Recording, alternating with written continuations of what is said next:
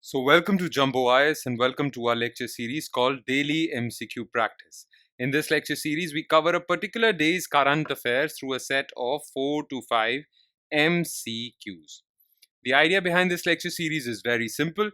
We want you to cover your current affairs and we want you to revise them because current affairs form a very important portion of your prelims examination. Around 40 to 50% of the MCQs are directly or indirectly related to current affairs. And what better way of revising current affairs than by getting the much needed MCQ practice? Look, 4 to 5 MCQs on a daily basis might seem like little effort right now, but these 4 to 5 MCQs would add up to more than 1200 MCQs. And 1200 MCQs from the topic of current affairs alone are more than sufficient for your prelims examination. So make sure you make this lecture series a part of your daily routine. It should be a daily habit of yours. Alright, without further delay, let's start with today's discussion with question number 1. Consider the following statements regarding legislatures in India. Article 85 of the Constitution guarantees minimum 120 days of sittings for Lok Sabha in a year. Article 174 guarantees minimum 90 days of sittings for state legislative assemblies in a year. For private members' bill to be introduced in Parliament, minimum 7 days notice should be given in advance. Okay. Now listen. Look, as far as how many sessions should be there of Parliament and state legislatures in India, well, Constitution mentions Article 85 which talks about Parliament and Article 174 which talks about states. Right? The thing is that Constitution is silent about minimum number of days that Parliament should sit. Okay? The Constitution only says in Article 85 that not more than 6 months should pass between two sessions of Parliament. That means at least 2 sessions of Parliament should be there. Okay, not more than 6 months should pass. Okay, though actually Parliament has 3 sessions. Okay, the budget session, monsoon session, and the winter session. Clear? But Constitution does not talk about or doesn't say anything about the number of days in 1 year that Parliament should sit. Okay, so this is false. And even this is also false. Even in Article 174, it says that not more than 6 months should pass between the last session of first session and the first session of the next session. Okay, basically, not more than 6 months should pass between two sessions. Clear? That's what is written in 174 and 85. No number of days are written. Clear? Now, bills. Bills are those proposals that, if passed by Parliament, become law. Okay? Now, there are two types of bills. Government bills and private members' bill. Government bills are those bills which are introduced by members of the government who are also members of Parliament. Okay? For government bills, minimum 7 days notice should be passed. For private member bills, that means basically opposition members, okay, or members of Parliament who are not part of the government. If they want to introduce a bill, they should give at least minimum 30 days of notice. So this statement is also false. No statement is correct. Clear? Question number 2. Which of the following are correct regarding domain name bank.in? It was introduced by Ministry of Finance to prevent cyber frauds in the banking sector, especially phishing attacks. It is mandatory for all banking websites to use this domain name from April 2025. Phishing cyber attacks involve fraudulent communication that appears to be coming from legitimate sources. Okay. The thing is, first, to understand this question, you need to know about phishing attacks. Okay. So what are phishing attacks basically? Look, phishing attacks can be, let's suppose you receive an email from State Bank of India. Okay. And you receive an email that there has been a banking fraud in your account. And to resolve that fraud, you need to click on this link. You click on that link and a pop-up opens. In that, they ask you to write all your banking information, your account number, everything, all your details. Okay. You do that because you think SBI is a legitimate player. But little do you know that some hacker, some fraudster has created a dummy website by the name SBI and is actually fooling you. So you think it is coming from a legitimate source like SBI, but it's actually coming from a malicious actor, and he takes all your information and then he leaks your account or does fraud in your account. Now, such type of attacks are called phishing attacks. They involve fraudulent communication that appears to be coming from legitimate sources, but it is actually coming from malicious sources. Okay, so this statement is correct. Now, many banking frauds have been committed. People have been duped because they think that they have received email from SBI, PNB, ICICI Bank, but it's not actually SBI, PNB, ICICI Bank.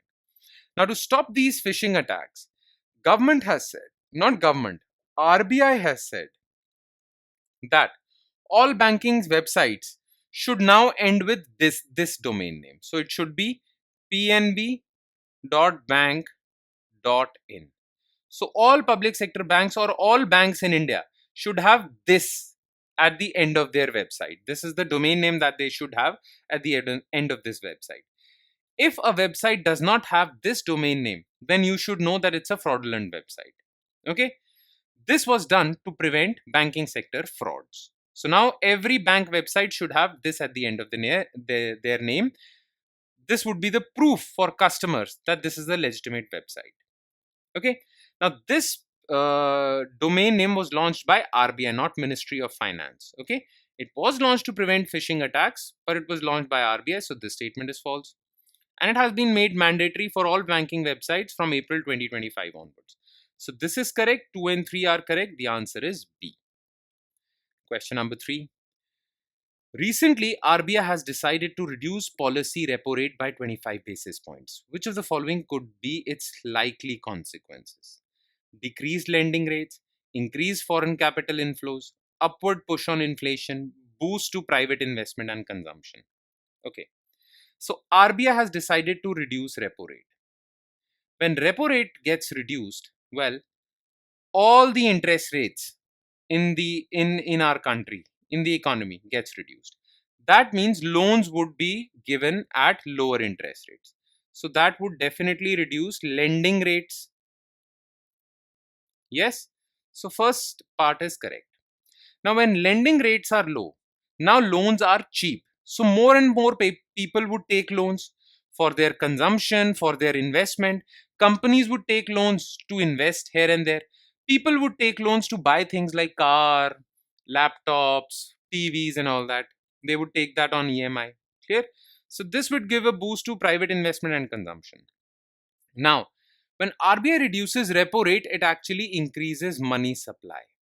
And when money supply is increased, demand from people for various things also increase. That would push inflation upwards. Okay. The other thing is that when repo rates is reduced, interest rates in India are also reduced. Now, foreign investors won't be encouraged to invest in India because they don't get good return. Let's suppose earlier interest rates were 7%, now they are 5%. So foreign investors won't invest in India because they would get a return of 5% now. Earlier they would have gotten 7%. So when interest rates are reduced, foreign capital inflows do not happen. When interest rates are increased, foreign capital inflow happen. Okay, so this would be not there. 1, 3 and 4. All right. And last, which of the following is are correct about solar energy in India? It constitutes 47% of total installed capacity of electricity in India. India has a target of 500 gigawatts of renewable energy capacity by 2030. PM Suryodaya Yojana targets 1 crore households for rooftop solar power. Okay. Now look. Solar energy recently has achieved 100 gigawatts of generation capacity. It was recently announced by the government. And the government is saying that we are very well placed to achieve 500 gigawatts of renewable energy capacity by 2030. So this part is correct. Okay. And to boost solar energy, government has launched many schemes. One scheme is Suryodaya Yojana or PM Surya Muft Ghar Bijli Yojana. Under this, 1 crore households, government has set a target of 1 crore households to have rooftop solar panels. These rooftop solar panels would produce electricity for that household. So households would be independent and won't depend on electricity grids for electricity. Okay, so this part is also correct. Now, thing is that solar energy constitutes 47% of the total installed capacity of renewable electricity, not all electricity. only renewable electricity. So the total amount of renewable electricity, installed capacity of renewable electricity in India, 47% of that is solar energy. Total is not 47%. In fact, even today, 65% of total electricity comes from thermal, coal. 47% solar energy is of renewable capacity, renewable electricity. Because solar is not one renewable energy source. There are many others. Wind, hydro, and all that. Okay. So this statement is false. 2 and 3, B again. And that would be all. That would be all from our side, guys. Okay. This would be all, and I hope it added value to your preparation. Okay, but it would add more value if you revise this lecture as well. And by revision, I mean taking a look at the written detailed solutions of each and every MCQ discussed above. Now, these solutions are found on our Telegram platform. Okay, these solutions can be found in our notes, and these notes are available on our Telegram platform. And you can find our Telegram platform by clicking on the link given below this video in the comment section. You just have to click on that link. It'll take you to our Telegram channel, and from there you can download the notes for not just this lecture, but all the other lectures featuring on our YouTube channel. All right. On that note, I'll be signing off. Thank you so much, everyone.